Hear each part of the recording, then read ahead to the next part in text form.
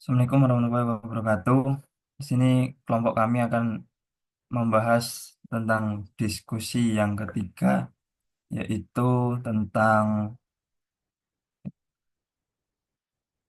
diskusi teori gabungan yang akan membahas beberapa materi, yaitu tentang tujuan pemindahan dalam undang-undang tersebut mengakomodir gabungan. Yang pertama dalam rangka menentukan benar atau tidaknya.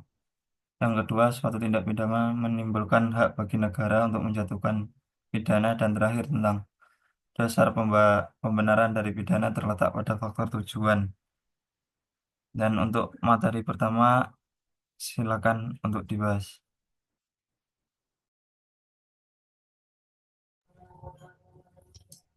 Materi pertama tentang pembalasan sebagai asas pemidanaan. Yang pertama, asas kesalahan dan keadilan. Kesalahan harus dibalas dengan hukuman sesuai prinsip retributive justice. Dalam hal ini, pidana dijatuhkan sebagai konsekuensi dari kesalahan yang dilakukan oleh pelaku. Tujuannya adalah untuk memulihkan keseimbangan moral yang telah dalam tindak pidana. Namun, pembalasan tidak boleh bersifat balas dendam. Dalam perspektif hukum modern, pembalasan harus tetap proporsional dan mencerminkan keadilan. Yang kedua, asas kebenaran. Penjatuhan pidana harus didasarkan pada fakta bahwa pelaku benar-benar melakukan tindak pidana sesuai unsur-unsur yang diatur dalam undang-undang. Kebenaran ini harus dibuktikan secara sah melalui proses peradilan yang adil. Due process of law. Yang kedua, dalam konteks tindak pidana korupsi, kebenarannya menyangkut yang pertama adanya tindakan melawan hukum, kedua adanya maksud untuk memperkaya diri sendiri atau orang lain, yang tiga kerugian keuangan negara atau perekonomian negara. Tiga, pentingnya kebutuhan masyarakat. Selain aspek pembalasan, pemidanaan juga harus mempertimbangkan kebutuhan masyarakat. Dalam hal ini, pidana bertujuan untuk melindungi masyarakat dari dampak negatif korupsi seperti kerugian ekonomi, keadilan sosial, dan melemahnya kepercayaan terhadap pemerintah. Misalnya, pidana berat terhadap pelaku korupsi bertujuan untuk menciptakan efek jera dan mencegah kejahatan serupa di masa depan.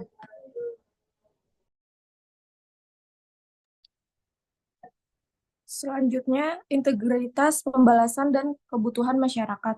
Dalam praktiknya, hukum pidana modern termasuk UU Tipikor menggabungkan asas pembalasan dengan pendekatan utilitarian yang berfokus pada manfaat bagi masyarakat. Penjatuhan pidana harus mempertimbangkan beberapa hal. Yang pertama, proporsionalitas. Hukuman harus sebanding dengan tingkat kesalahan dan dampak yang ditimbulkan. Yang kedua, efek jera.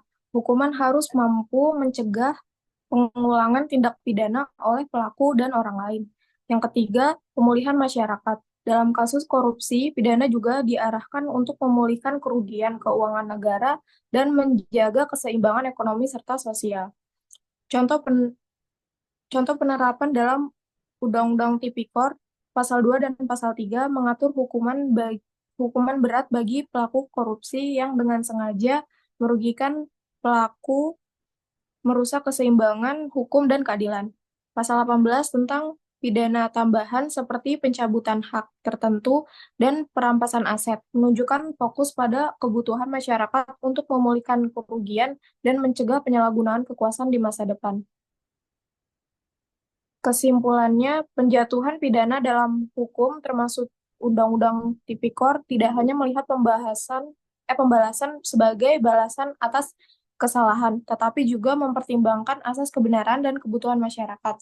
Pendekatan ini memastikan bahwa pidana tidak hanya menghukum pelaku, tetapi juga membawa manfaat bagi masyarakat luas dengan mencegah korupsi dan memulihkan keadilan sosial.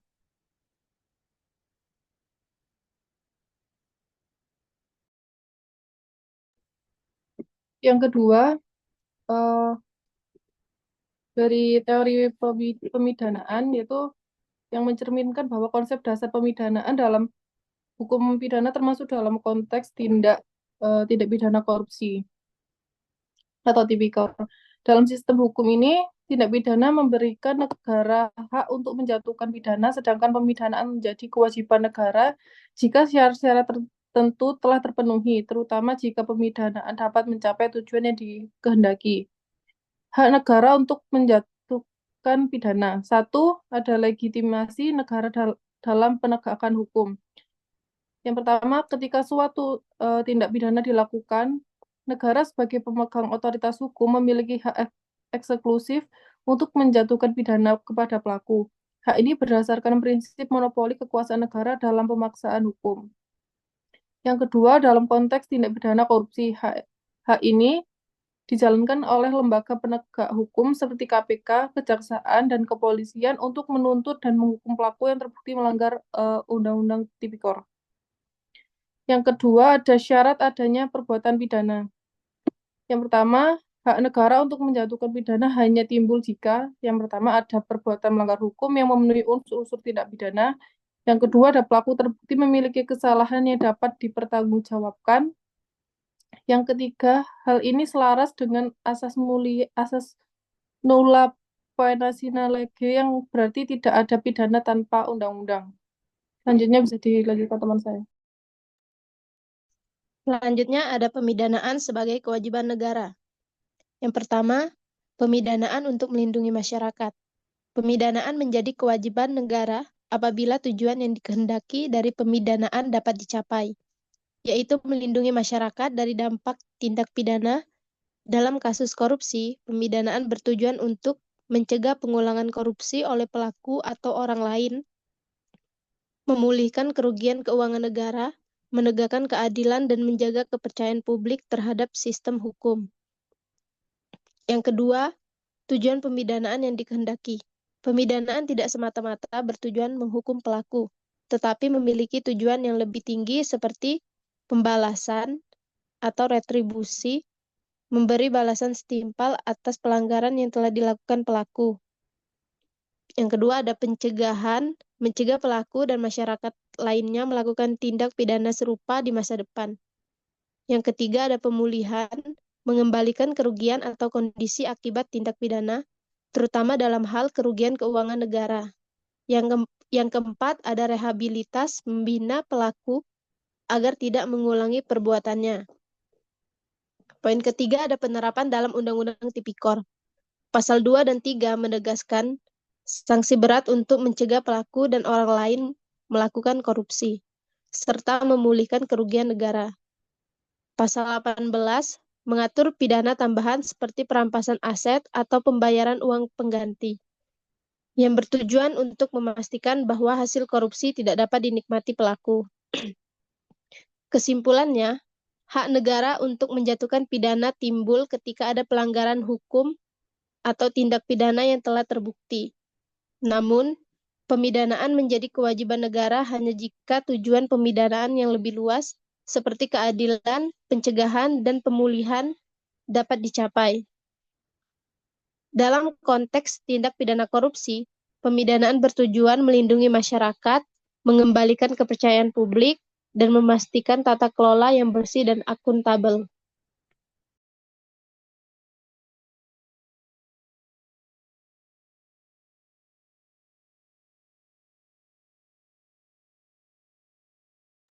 Yang ketiga yaitu dasar pemberantasan pidana berlandaskan tujuan mempertahankan tertib hukum mengacu pada pandangan bahwa pidana dijatuhkan bukan sekedar untuk menghukum pelaku tindak pidana, tetapi lebih luas bertujuan untuk menjaga keteraturan dalam masyarakat dan memastikan berlakunya norma hukum. Prinsip ini selaras dengan fungsi hukum sebagai alat pengendalian sosial atau social control dalam penegakan keadilan.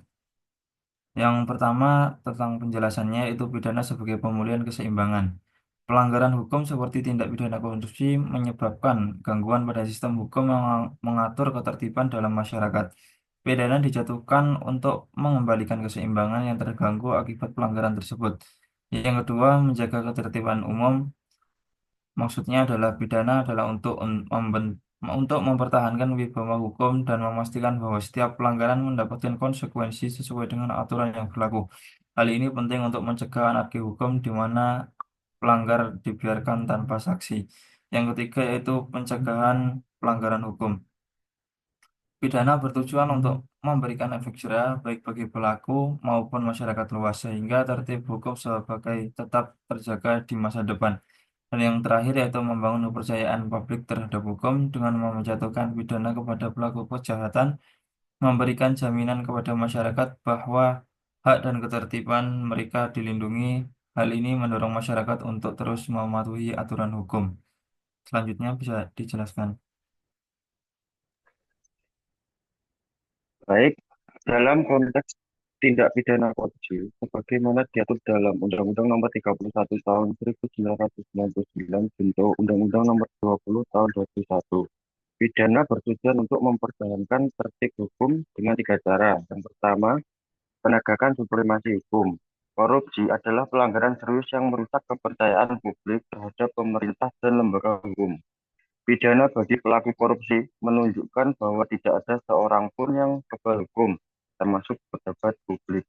Yang kedua, pemulihan kerugian negara. Korupsi tidak hanya melanggar hukum, tetapi juga menyebabkan kerugian keuangan negara.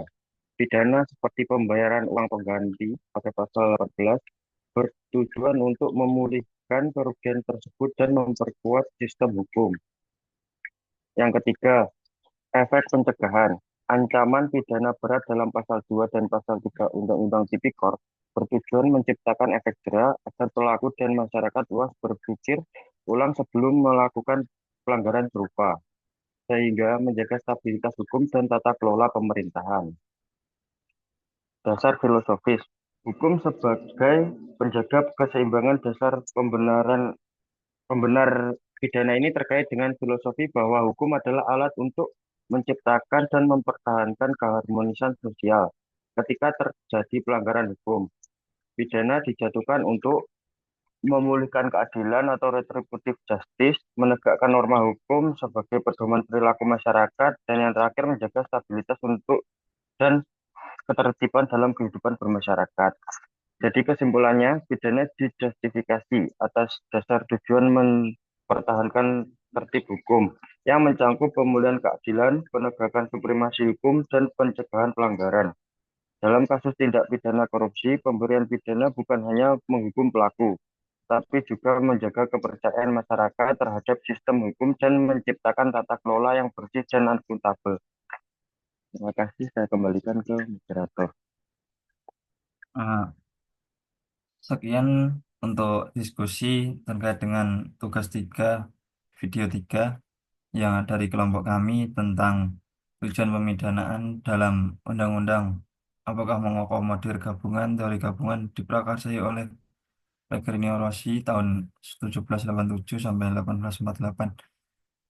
Sekian diskusi dari kelompok kami. Terima kasih. Assalamualaikum warahmatullahi wabarakatuh.